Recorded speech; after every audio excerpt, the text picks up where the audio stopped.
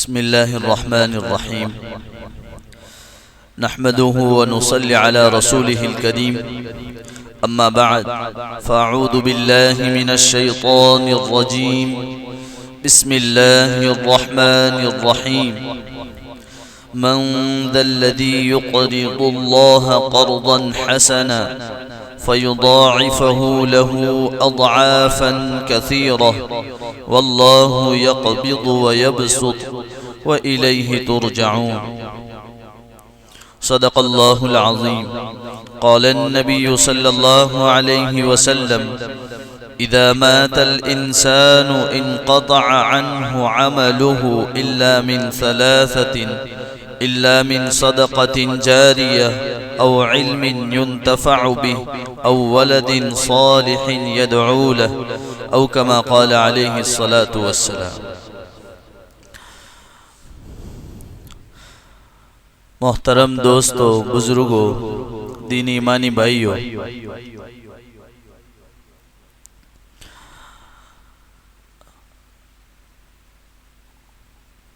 خطبے میں جو قرآن کریم کی آیت پڑھی گئی ہے اور نبی کریم صلی اللہ علیہ وسلم کی حدیث مبارکہ جو پڑھی گئی ہے، اس کا مختصر خلاصہ اور حالات حاضرہ میں 8 اگست جمعرات کو جو بل پاس کرنے کی اور مسلمانوں کے حقوق میں سے ایک حق وقف ہیں،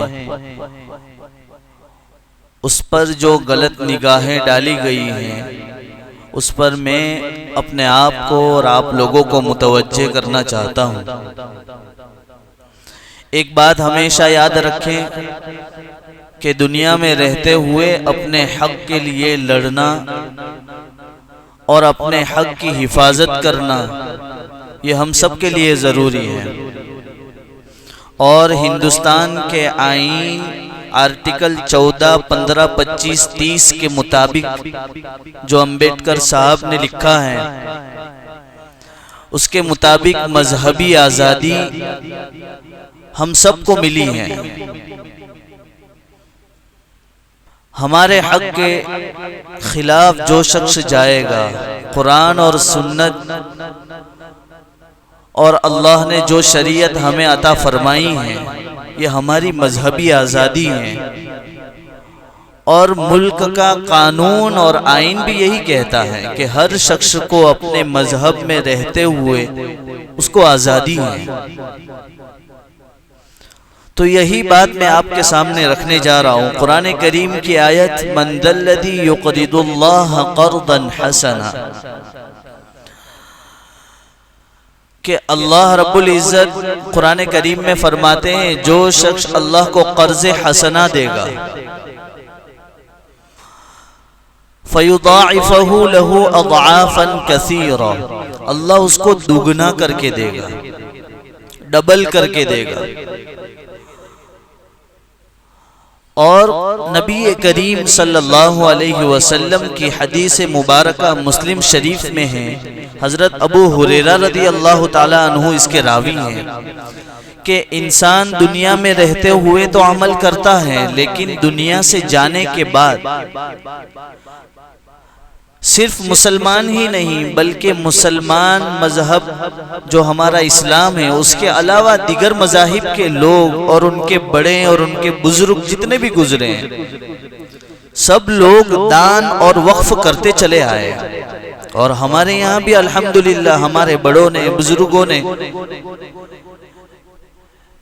مستقبل میں مسلمانوں کا بہتر ہو اور اچھا ہو اس کے لیے جو ہیں زمینیں، جائیداد جو ہے وقف کی ہے، دان کیا ہے، اللہ کے راستے میں دیا ہے. اب یہ مسلمانوں کا حق ہے. جس مذہب کے لوگوں نے جن کو جو چیزیں دی ہیں وہ ان کا حق ہے، مذہبی آزادی ہے. اس پر کسی ایک پارٹی کو یا قانون کو، حکومت کو غلط نگاہ سے دیکھنا اور اس کو لوٹنے اور ایٹھنے کی اجازت نہیں ہے. اور مسلمان اس میں بہت زیادہ پیچھے ہیں کہ اپنے حق کے بارے میں جب بھی کوئی بولنا شروع کرتا ہے، حجوین مول صاحب، اللہ کے بندو آئین کے مطابق بولیے، قانون کے مطابق بولیے، ظلم کے خلاف ہمیں آواز اٹھانا ہی ہے، آج نہیں اٹھائیں گے تو کب بولیں گے؟ اور اللہ کا بہت زیادہ شکر ہے، کروڑہا شکر ہے کہ اس میں صفحے اول میں جو ہمیں آگاہ کرتا ہے، متنبہ کرتا ہے، ہماری انگلی پکڑ کر ہمیں بتاتا ہے کہ اب مسلمانوں پر آن پڑی ہے، اب مسلمانوں پر ظلم و ستم ہو رہا ہے، اب یہ حالت ہو گئی ہے۔ سب سے پہلے سر فہرست جو ہوتا ہے اس میں ایک عالم دین ہی ہوتا ہے، ایک عالم دین ہی ہمیں متوجہ کرتا ہے کہ یہ آج ہم پر آن پڑی ہے، مصیبت کھڑی ہے۔ اگر آج اس کی طرف توجہ نہیں کی، اس کے خلاف آواز نہیں اٹھائی، تو پھر جو ہے یہ مصیبت بڑھتے بڑھتے تمہارے سارے حقوق ختم ہو جائیں۔ جس موقع پر بھی آپ دیکھیں گے، لاک ڈاؤن ہوا، نماز کا مسئلہ تھا، کس نے بتایا کہ جماعت کس طرح پڑھیں گے، نماز کس طرح ہوگی، تراویح کس طرح ہوگی؟ ہمارے پاس تو علم ہی نہیں ہے۔ قرآن کا علم جو عالم تھے انہوں نے بتایا، ہمارے اکابرین نے ہمیں بتایا کہ اس طرح نماز پڑھیں گے، اس طرح عید کی نماز ہوگی۔ جب بھی کسی بھی مصیبت میں آدمی اور مسلمان پھنستا ہے تو اس ظلم اور اس پریشانی سے نکلنے کے لیے ایک قرآن کریم کے عالم کا اور جاننے والے کا ہونا بہت ضروری ہے، اور وہی ہماری رہبری کرتا ہے۔ اسی لیے ہمارے اکابرین یہ کہتے ہیں کہ علماء، میں صرف اپنی بات نہیں کر رہا ہوں، جو دیندار ہیں، جو علماء ہیں، جو دین کی خدمت کرنے والے ہیں، ان کی قدر کیا کرو، یہ ذخیرہ ہے۔ اور اللہ کے نبی صلی اللہ علیہ وسلم کی حدیث ہے، قرب قیامت میں جب قیامت قریب ہوگی اس وقت میں اللہ قرآن کا علم اٹھا لے گا، قرآن اٹھا لے گا۔ کیا مطلب ہے؟ قرآن کے جاننے والے کو اٹھا لے گا، پھر سب جہالت پنا شروع ہو جائے گا، کوئی جانے گا ہی نہیں کہ کیا ہو رہا ہے۔ اور جب ایک دم آن پڑے گی، مصیبت سامنے کھڑی ہو جائے گی، تب جا کر ہم کچھ نہیں کر پائیں گے، اور جو ہے دونوں ہاتھ یوں ہی ترے کے ترے رہ جائیں گے۔ تو میں جس بات کی طرف ابھی متوجہ کرنا چاہتا ہوں اس میں یہ ہے کہ یہ وقف کا سلسلہ جو ہمارے یہاں مسلمانوں میں الحمدللہ شروع ہوا ہے، یہ ایسا نہیں کہ اب سے شروع ہے، جب سے شروع اسلام ہوا ہے تبھی سے یہ وقف کا سلسلہ شروع ہے۔ سب سے پہلے اللہ کے نبی صلی اللہ علیہ وسلم نے مسجد قباء کے لیے زمین خریدی اور اللہ کے راستے میں وقف کر دی۔ یہ سب سے پہلے ہمارے نبی حضرت محمد صلی اللہ علیہ وسلم نے زمین وقف کی ہے۔ اس کے بعد اللہ کے نبی صلی اللہ علیہ وسلم نے 7 باغ اللہ کے راستے میں وقف کیے، اور یہ 7 باغ کس کے تھے؟ ایک یہودی شخص تھا جس کے 7 باغ تھے، اور یہ یہودی خود مسلمان کے ساتھ غزوہ احد میں مسلمان کے ساتھ ہاتھ سے ہاتھ ملا کر مخالف لڑ رہا تھا، اور اس نے وصیت کی تھی کہ جس وقت میں میرا انتقال ہو جائے یہ 7 باغ میں محمد کو دے دوں گا، یعنی یہ سارے باغ جو ہیں محمد صلی اللہ علیہ وسلم کے۔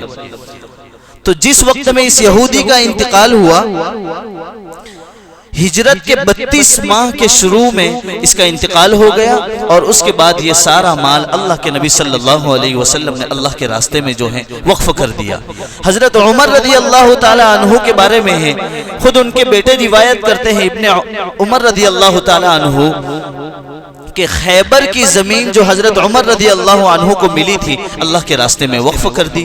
حضرت عثمان غنی رضی اللہ تعالی عنہ کے بارے میں روایت ہے، نسائی اور ترمذی میں یہ روایت ہے، اللہ کے نبی صلی اللہ علیہ وسلم نے جس وقت میں دیکھا کہ مدینے میں میٹھے پانی کی بہت قلت ہے، اور روما نامی ایک کنواں ہے جو صرف میٹھا پانی کا ایک ہی کنواں ہے اور وہ دوسروں کا ہے، اور مسلمانوں کے پاس اپنا پرائیویٹ کوئی بھی کنواں نہیں ہے، تو اب کیا کریں گے؟ تو حضور صلی اللہ علیہ وسلم نے آواز لگائی کہ ہے کوئی جو شخص اللہ کے راستے میں اس کنویں کو وقف کر دے اور جنت میں اس کے لیے بہتری ہوگی۔ حضرت عثمان غنی رضی اللہ تعالی عنہ نے وہ کنواں خریدا، اور اس کے ساتھ میں اس زمانے میں ڈول ساتھ تھی تو وہ بھی ساتھ میں اللہ کے راستے میں وقف کر دیا۔ مطلب یہ ہے کہ یہ سلسلہ شروع اسلام سے شروع ہے، اسلام جب سے آیا ہے تب سے وقف کا سلسلہ شروع ہے۔ الحمدللہ ہمارے یہاں بھی دیکھیں، ہمارے گجرات میں دیکھیں، ہمارے بامڑویل میں دیکھیں، اطراف میں دیکھیں، کئی لوگ ہمارے بزرگ اور بڑے ہیں جنہوں نے اللہ کے راستے میں کئی زمینیں، کئی جائیداد جو ہیں وہ وقف کر دی۔ لیکن یہ جو 8 اگست جمعرات کو اس میں صاف لفظوں میں لکھا ہے، اس لیے میں بھی بول رہا ہوں، بی جے پی جو حکومت ہے انہوں نے یہ بل پاس کروانے کی کوشش کی ہے اور یہ جو ہے حکومت کو دیا ہے اور کہا ہے جس میں 40 ترمیمات ہیں۔ یعنی ہمارا جو وقف بورڈ ہے، مسلم پرسنل لا بورڈ، ہمارا جو بورڈ ہے وقف کا، ان سے یہ حق چھین رہے ہیں، یعنی ہم مسلمانوں کا حق چھینا جا رہا ہے۔ جیسے میں آپ کو اور مثالیں بتاؤں، 3 طلاق کے بارے میں انہوں نے انگلی اٹھائی، یہ حالانکہ ہمارا قانون ہے، مذہبی حیثیت سے یہ ہماری 3 طلاق جو ہے یہ ہمارا حق ہے۔ اذان پر یہ لوگ پابندی لگائی، الحمدللہ ہمارے ذمہ داروں نے باہر لگا بھی دیا کہ کیا قانون ہے، 2 منٹ کی اذان ہے، اس طرح پوری تفصیل لکھی ہوئی ہے۔ تو کئی چیزوں پر انہوں نے جو ہے پابندی لگانا شروع کی، کئی مسجدیں جو ہیں ڈھا دی گئی، شہید کر دی گئی، کئی جو ہے مدرسوں کو شہید کر دیا گیا۔ اس میں صرف جو ہے ان کا ہی جو ہے ہاتھ نہیں ہے، بلکہ ہم مسلمانوں کا بھی ہاتھ ہے کہ جب بھی ہم نے مسلمانوں نے یہ دیکھا کہ یہ وقف کی زمینیں ہیں اور جو ہے اللہ کے راستے میں یہ وقف کی ہوئی، تو اس کی حفاظت کیا صرف متولی کی، کیا صرف تشریح کی، یا صرف ذمہ داروں کی، صرف ایک لوگوں کی ہے؟ حالانکہ قرآن کریم میں اللہ فرماتے ہیں یہ زمینیں اور یہ اللہ کے راستے میں جو وقف کرتے ہیں۔ اس لیے میں وقف کی تعریف آپ کو بتاتا ہوں۔ وقف کہتے ہیں کہ اپنی جائیداد اور اپنی ملکیت کو اپنی ملکیت اور جائیداد سے نکال کر اللہ کے راستے میں دے دینا، اس کو کہتے ہیں وقف۔ یعنی اللہ کے راستے میں اب دے دی، اب لائف ٹائم وہ ہمارے نہیں ہو سکتی، ہم نے دے دی ہے اللہ کے راستے میں۔ اب ان کی حفاظت صرف ایک شخص کی یا دیگر ذمہ داروں کی نہیں ہے، بلکہ ہر ایک فرد کی ہے، کیونکہ یہ اللہ کی زمین ہے۔ جیسے یہ مسجد ہے تو مسجد میں کچھ بھی ہو تو ایک تو نظام کو برقرار رکھنے کے لیے کچھ ذمہ دار متعین کیے جاتے ہیں، لیکن ہمیشہ انہی کی طرف انگلی کرنا یہ مناسب نہیں، کیونکہ یہ مسجد اللہ کا گھر ہے، اس میں ہم گاؤں والے رہنے والے، تو اس میں جو بھی خرابی ہو اچھائی ہو اس میں کرنے کے لیے کیا کریں گے؟ ہم سب کا حق ہے، اس کے اوپر جب بھی غلط نگاہ ہوگی تو ہم سب اس کے جو ہے مخالف کھڑے ہوں گے، اس کی حفاظت کریں گے۔ اسی طرح حکومت جو ہے، ہمارے مسلم جو وقف ہیں، جتنی وقوف زمینیں اور جائیدادیں ہیں ان پر 40 ترمیمات کر رہی، یعنی اس میں رد و بدل کر رہی، اور وہ ترمیمات میں آپ کو تفصیل سے بتاتا ہوں، لیکن اس سے پہلے کچھ ایک جائزہ بتاتا ہوں، کچھ رپورٹ بتاتا ہوں۔ ایک اندازے کے مطابق ہندوستان میں تقریباً 8 یا 10 لاکھ ایکڑ زمین، صرف مسلمانوں کی نہیں، پورے ہندوستان میں 8 یا 10 لاکھ ایکڑ زمین وقف ہیں، جن کی قیمت بنتی ہے 12 نیلین، بلین بھی نہیں، نیلین اس سے اوپر ہو سکتا ہے، 12 نیلین قیمت بنتی ہے سالانہ، یعنی اتنی زمین کی۔ ایک تو ہو گئی یہ ہندوستان لیول پر، ہندوستان کی وقف کی ملکیت سے سالانہ 25 کروڑ کی آمدنی ہوتی ہے۔ جیسے یہ تاج محل ہے، اس طرح کی بہت ساری چیزیں ہیں نا جہاں سے آمدنی ہوتی ہے، وقف کی چیزیں ہیں، تو ہندوستان کو جو نفع ہوتا ہے وقف کی چیزوں میں 25 کروڑ کی ہے، لیکن لکھا ہے کہ اگر اس کی صحیح حفاظت کی جائے تو 600 کروڑ تک اس کی آمدنی ہو سکتی ہے، لیکن جو ہے اس میں ٹال مٹول ہوتا ہے، صحیح معنوں میں حفاظت نہیں ہوتی، جس کی وجہ سے اتنی ہے۔ اور آگے لکھا ہے کہ تلنگانہ میں 77,538 ایکڑ زمین وقف کی ہے، صرف تلنگانہ کی بات کر رہا ہوں، تلنگانہ جہاں ہے وہاں کی بات کر رہا ہوں کہ 77,538 ایکڑ وقف کی زمین ہے، ان میں سے صرف 16,000 ایکڑ زمین وقف کے پاس ہے، یعنی ہم مسلمان وقف جو ہیں ان کے پاس، باقی سب ہڑپ لی گئی ہے۔ اور یہ جو آئندہ اب قانون آنے والا ہے اس میں اگر اپنے حق کے لیے ہم نے کچھ نہیں کیا تو یہ ساری زمینیں اور جائیداد ہڑپ لی جائے گی، اور جو ہیں آخرکار ہم درے کے درے یوں ہی اپنے ہاتھ ملتے رہ جائیں گے۔ اس کے بعد لکھا ہوا ہے کہ وقف کی حفاظت کے لیے آزادی سے پہلے بھی ایک قانون بنا تھا۔ یہ میں اس لیے کہہ رہا ہوں کہ جب بھی میں اگر بات کروں گا اس کے بعد آپ کہیں گے مول صاحب ذرا حاجوی نے بولوانا، تو تو انشاءاللہ جو بھی بات کہہ رہا ہوں پوری آئین اور ایکٹ کے مطابق کہہ رہا ہوں، آپ بنداز اس کو پھیلا سکتے ہیں۔ سب سے پہلا قانون بنا 1923 میں آزادی سے پہلے، اس کے بعد 1954 میں بنا، اس کے بعد 1964 میں، اس کے بعد 1969 میں، یعنی 60 میں 70 میں ایک کم، پھر 1995 میں بنا، پھر 2010 میں بنا، پھر 2013 میں بنا۔ کیا مطلب ہے کہ یہ وقف کا قانون جو ہے اس میں ترمیم ہوئی، رد و بدل ہوا، اور ابھی جو فی الحال ہو رہا ہے اس میں بھی پھر سے یہ فیصلہ دیا گیا ہے کہ اب کیا کریں گے اس کے اندر۔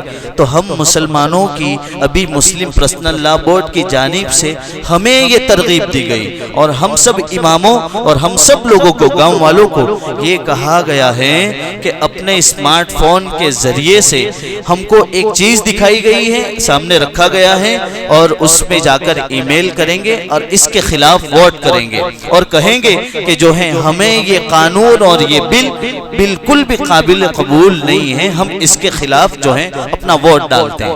تو اس طرح ہمیں کرنا ہے۔ تو میں گزارش کر رہا ہوں اس میں کہ ہم سب کی ذمہ داری ہے، تو آپ کوئی بھی ایک دن متعین کر لیں، یا جمعہ کے بعد سنت سے فارغ ہو جائیں، اس کے بعد جتنے بھی اسمارٹ فون والے ہیں، مستورات کا بھی سب لوگوں کا اس میں حصہ لگنا چاہیے، اور سب لوگ ای میل کریں گے، اور اس کے بعد جو ہے اپنا ووٹ داخل کریں گے کہ یہ بل ہمیں بالکل بھی پسند نہیں ہے۔ اور میں بتاتا ہوں کہ اس بل میں کیا خرابی ہے۔ یقین جانے 40 ترمیمات تو نہیں بتا سکتا، لیکن میں جو چیزیں بتاؤں گا اس سے آپ کو پتا چلے گا کہ جتنی ہمارے گاؤں میں بھی زمینیں یا جماعت کی ہے نا، وہ سب دھیرے دھیرے ہڑپ لی جائے گی۔ اور یہ تو حکومت کی بات ہے۔ اللہ کے بندوں، کتابوں میں لکھا ہے حکومت تو ایک طرف رہ گئی، مسلمان خود جماعت کی زمینوں کو کھانے میں لگے ہیں۔ کئی لوگوں نے جو ہے زمینیں ہڑپ لی ہیں، اور یہ بھی میں اپنی طرف سے نہیں کہہ رہا، یہ بھی کتاب میں لکھا ہوا ہے کہ مسلمان خود مسلمان کا دشمن بن گیا ہے۔ انہوں نے حفاظت کرنی تھی، اس کے بجائے خود جماعت ہی کی زمینیں، جماعت یعنی وقف جو کی ہوئی زمینیں، وہ کبھی بھی تمہاری نہیں ہو سکتی۔ میں نے جو چیز ایک مرتبہ اللہ کے راستے میں وقف کر دی، اللہ کو حوالے کر دیا، اس کے بعد آپ ہزاروں آپ دلائل یا آپ جتنے بھی رجسٹر کاغذات جو آپ سے بنتا ہے کر لو، لیکن وہ آپ کی نہیں ہو سکتی ہے۔ وہ حرام ہے، حرام ہے، حرام ہے آپ کے لیے اور میرے لیے بھی۔ تو ایک چیز تو یہ ہو گئی۔ وہ ترمیمات کیا کی ہے، اس کی ترمیمات میں لکھا ہوا ہے سب سے پہلے وقف کرنے والا، پہلی ترمیم بتاتا ہوں۔ مثال کے طور پر سمجھو کہ میں کوئی زمین وقف کر رہا ہوں جماعت کو، تو مسلمان جو ہیں وہ کم از کم 5 سال کا مسلمان ہونا چاہیے، یعنی مجھے مسلمان ہوئے 5 سال ہونے چاہیے۔ اگر ابھی گزشتہ سال مسلمان ہوا ہوں، یا پھر 2 سال ہوئے یا 3 سال ہوئے، تو میں وقف نہیں کر سکتا۔ اور شریعت میں ایسا ہے ہی نہیں بھائی، ایسا نہیں ہے۔ جب آدمی چاہے مسلمان ہے تو وہ وقف کر سکتا ہے۔ تو پہلی یہ چیز غلط ہے جو قرآن اور شریعت کے بالکل خلاف ہے، تو یہ بالکل قابل قبول نہیں۔ دوسری چیز ہے مرکزی اور ریاستی وقف بورڈ میں غیر مسلم چیف ہوگا، اور اس کے 2 ممبر ہوگے جو غیر مسلم ہوگے۔ یعنی آپ یوں اس کو مثال سے سمجھئے، مجھے بھی زیادہ حکومتی لائن کا علم نہیں ہے، لیکن جو بات لکھی ہے وہی بھی آئینی نقل کر رہا ہوں کہ ہمارے یہاں سمجھئے کہ مرتضی بھائی جو ہیں اس کے ذمہ دار ہیں، تو سارے لوگ گاؤں والے جو ہیں ان کو کہیں گے، اور اس کے ساتھ 2 ممبر ہو گئے۔ اب فیصلہ کون کرے گا؟ جو غیر مسلم ہے۔ جیسے مثال سے سمجھئے کہ مرتضی بھائی غیر مسلم ہے، اور ان کے ساتھ 2 اور غیر مسلم ہو گئے جو اس کا فیصلہ کریں گے۔ اب یہ کیسے ہو سکتا ہے؟ جس کو قرآن حدیث کا علم نہ ہو، جس کو وقف کا علم نہ ہو۔ وقف ایک علم ہے، کیسے وقف کیا جاتا ہے، وقف میں کیا کیا چیزیں ضروری۔ اب غیر مسلم ہوگا جو مسلمان نہیں ہے، اس کو کیسے علم ہوگا؟ اب وہ اس میں کیا کر سکتا ہے؟ تو یہ حکومت اس میں ترمیم کر رہی ہے کہ اس کا چیف جو ہوگا، مین جو آرڈر کرے گا، وہ غیر مسلم ہوگا، اور اس کے ساتھ میں 2 ممبر اور ہوگے جو غیر مسلم ہوں گے۔ یہ تو بالکل عقل کے خلاف بات ہے کہ جو ہے یہ سراسر ہماری جائیداد اور زمین جو ہمارے پروجوں نے دی ہیں، اس کے خلاف یہ سازشیں ہو رہی ہیں۔ اس کے بعد چوتھی بات لکھی ہے کہ وقف کی آمدنی کو حکومت اپنے زیر نگرانی میں رکھے گی. یعنی جیسے ہمارے یہاں جماعت کا ایک سالانہ مثال بتاتا ہوں کہ 50 یا 60 ہزار روپے آمدنی ہوتی ہے مہینے کی یا سالانہ کی ہوتی ہے. تو اب تک تو جو ہے ہمارے یوسف بھائی سنبھالتے ہیں, اب کون سنبھالے گا؟ حکومت آ جائے گی کہ امام کو پگار بھی کون دے گا؟ حکومت دے گی. مؤذن کو پگار کون دے گا؟ حکومت دے گی. یتیم بیواؤں کو پگار اور یہ ساری کنٹرول کس کے ہاتھ میں آ جائیں گے؟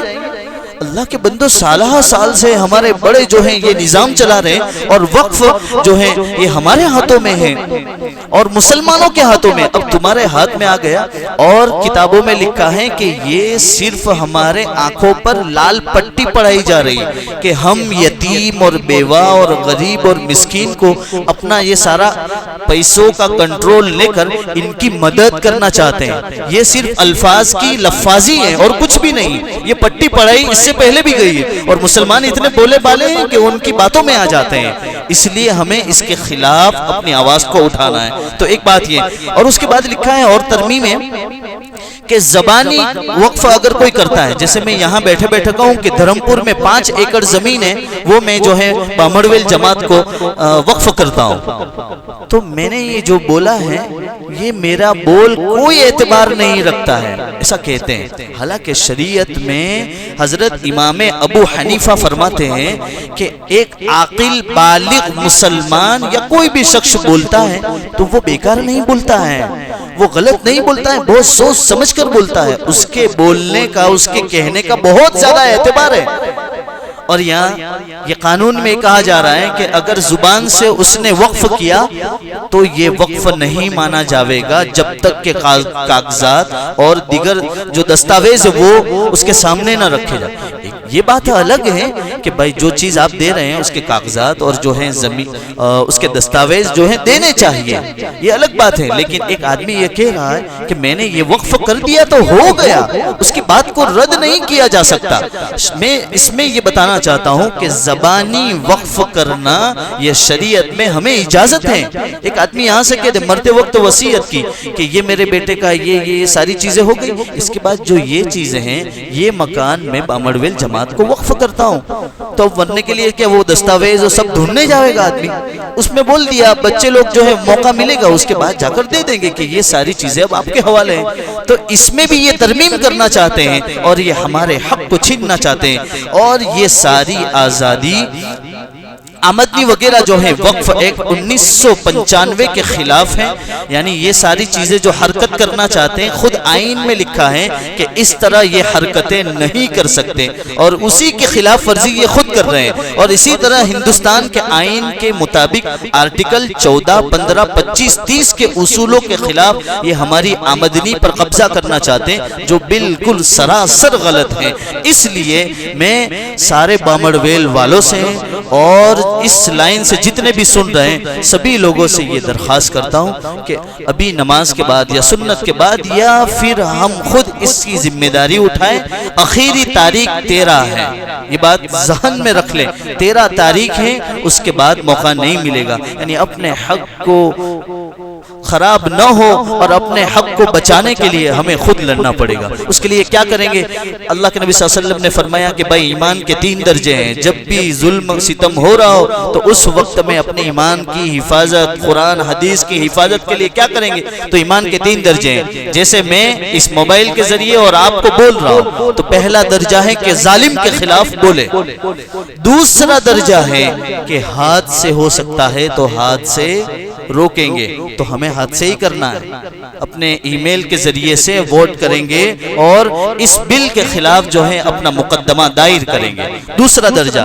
ایمان کا تیسرا درجہ ہے جس کے پاس اسمارٹ فون نہیں ہے تو وہ کیا کرے گا؟ تو وہ شخص یہ کرے کہ اس بل کو جو انہوں نے یہ درج کیا, اس بل اپنے دل میں برا سمجھے کہ اللہ یہ قرآن و حدیث اور ہم مسلمانوں کے وقف کو چھیننے کے خلاف یہ سازشیں ہو رہی, میں اس کو اپنے دل میں برا سمجھتا ہوں. یہ ایمان کا آخری درجہ ہے.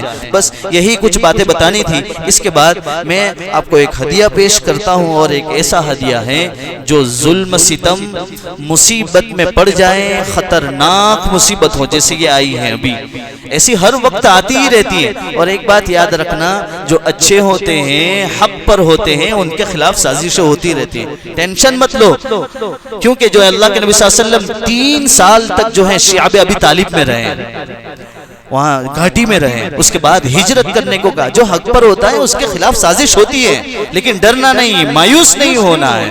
بس اس کے خلاف جو ہے ہمیں دعا السلاح المؤمن، کہ دعا ہتھیار ہے، تو اس کے لیے ہم یہ دعا کریں گے. کیا دعا ہے؟ بہت بہترین دعا اور بہت آسان ہے.